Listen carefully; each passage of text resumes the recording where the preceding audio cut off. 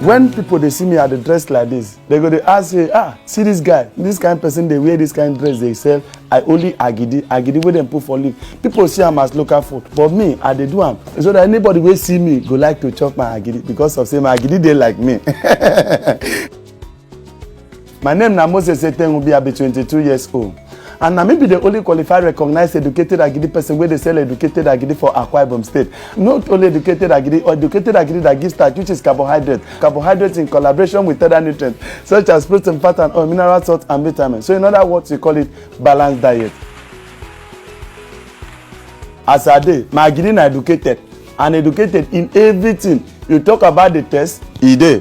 You talk about my dressing, e dey. Even the way me and the talk say.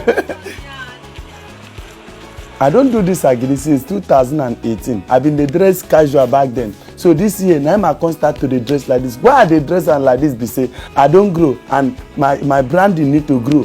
When my business begin grow, now I can't use English carry the market my agidi. So today I can't give my agidi a name educated. So and when I don't do this thing, I can't see say as my business they grow. Now so my English they grow, and I can't look myself. Even the English when I speak, no match my dressing. No be say I know the dress well. Now I can't make determination one day I enter market, I go buy shoe, carry come. And that day was on Friday. I go iron my clothes. Monday, now I start carry my dressing wear. All waiting I been dey find be say if I speak my English with my dressing go well. You know say when you go well, people go be attracted. This agidi is good for you. Once you eat it, it will smoothen your skin.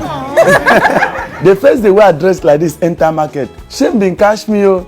My neighbor say dem come begin laugh me, and even when I don enter road, people dey look me but I come tell myself say something wey dey give me money, why I go shame? So I no need shame because na me dey feed myself, nobody dey feed me. So I need do anything wey you know say e dey give you money, you don't need to shame. You understand? And when thing I come see be say as my market come dey grow and that my dressing come bring more customers. Now I say make I begin to dress like I can't enter market, I go buy more because that time when I start to I know too much get money, but I can't see say the dressing they bring more customers, and don't more customer more money. I go if you go my house there you go see I get them plenty, and anyone what I like now I go there wear. Now this place now be the hardest part where they ever feel because of say I no get people where they work for me. And this agidi wey you see so e dey take me many times before I dey finish to prepare cook am. Na the only challenge when I dey get for the business. So before you go finish to cook am, no be small thing. This is my 13 years when I don sell agidi. I use 10 years serve my aunty since 2008 till 2018. Now I come comot, I come go start my own. As I start my own, the first challenge when I start my own, after 1 month, my aunty daughter she come see me for road where I dey sell agidi, carry my agidi pour for ground, tell me say I no go make am. Me, although say I cry I can't even I be won't even discouraged, but I say oh, no, I no go dey discouraged, say I must make am. And today God they bless me.